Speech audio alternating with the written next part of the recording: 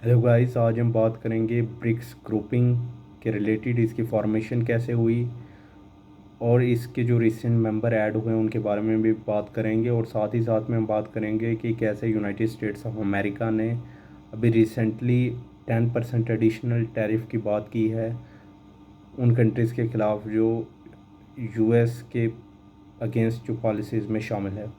सबसे पहले हम ब्रिक्स की बात करेंगे तो ब्रिक्स का आइडिया 2001 में गोल्डमैन सैच्स ने दिया था कि उन्होंने कहा था कि ये ब्रिक करके उन्होंने कंट्रीज़ का बताया था कि अगर ये 4 कंट्रीज़ ज्वाइन होती हैं तो ये कंट्रीब्यूट करेंगी तकरीबन 40% of world's GDP, 49.4 approx% of population. And इसकी जो पहली समिट हुई थी वो 2009 में रशिया में हुई। उसके बाद इसमें साउथ अफ्रीका ने ज्वाइन किया 2011 में, जिसमें जब ये ज्वाइन कर लेता है साउथ अफ्रीका तो उसको ब्रिक्स बना दिया जाता है। और प्रीवियस ईयर जो गुज़र गया 2024 में, उसमें ईरान, यूएई, इजिप्ट और इथोपिया ने इसको ज्वाइन किया, इस ग्रुपिंग को।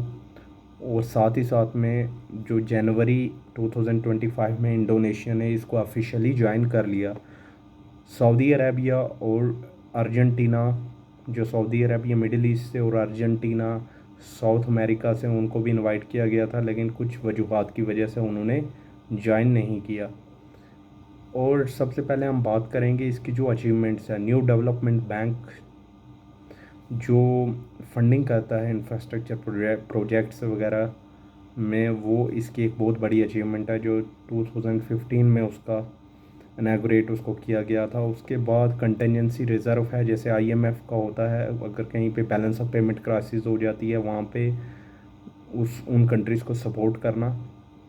इसी के बेसिस पे इसी का एक अल्टरनेट कंटिजेंसी फंड ब्रिक्स ने बनाया।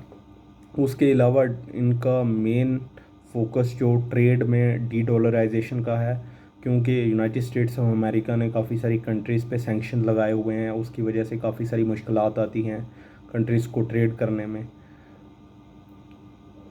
मेन जो इसका ब्रिक्स का जो मोटो है वो है कि ग्लोबल गवर्नेंस में चेंजिंग लानी, जैसे यूनाइटेड नेशन सिक्योरिटी काउंसिल में जो परमानेंट और नॉन परमानेंट मेंबर्स की सीट्स हैं उसको बढ़ाना। और उसमें कुछ एस्पिरेंट्स हैं जो इसमें शामिल होना चाहते हैं, जैसे जर्मनी है, इंडिया है, जापान है, और ऐसी 2-4 कंट्रीज़ और हैं। तो सबसे पहले जो यूनाइटेड स्टेट्स ऑफ अमेरिका के प्रेसिडेंट डोनाल्ड ट्रंप ने बात की कि हम टैरिफ लगाएंगे उन सब कंट्रीज़ पे जो यूनाइटेड स्टेट्स ऑफ अमेरिका के ख़िलाफ़ जो भी पॉलिसी बनेगी उसमें शामिल होंगे।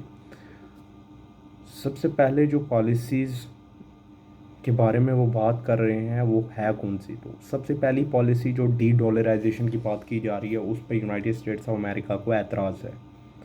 और साथ ही साथ में यूनाइटेड स्टेट्स ऑफ अमेरिका ये भी नहीं चाहते कि हमारी जो ये जो परमानेंट मेंबर्स हैं इसमें कोई तब्दीली हो, 5 से ज़्यादा नहीं होना चाहिए, इसमें भी उन्हें प्रॉब्लम है।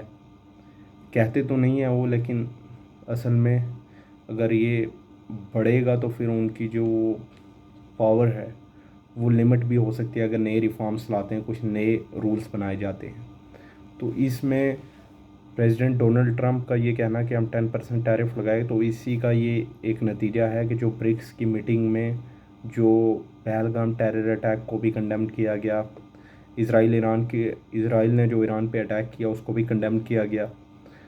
तो ब्रिक्स कंट्रीज़ जो है वो सोच कोऑपरेशन की बात करती हैं, और इस वजह से जो यूनाइटेड स्टेट्स ऑफ अमेरिका या वेस्ट है वो थोड़ा दुखी होता है इस चीज़ से। तो ये थी आज की एक मुख्तसर वीडियो, तो मिलते हैं नेक्स्ट वीडियो में। Thank you.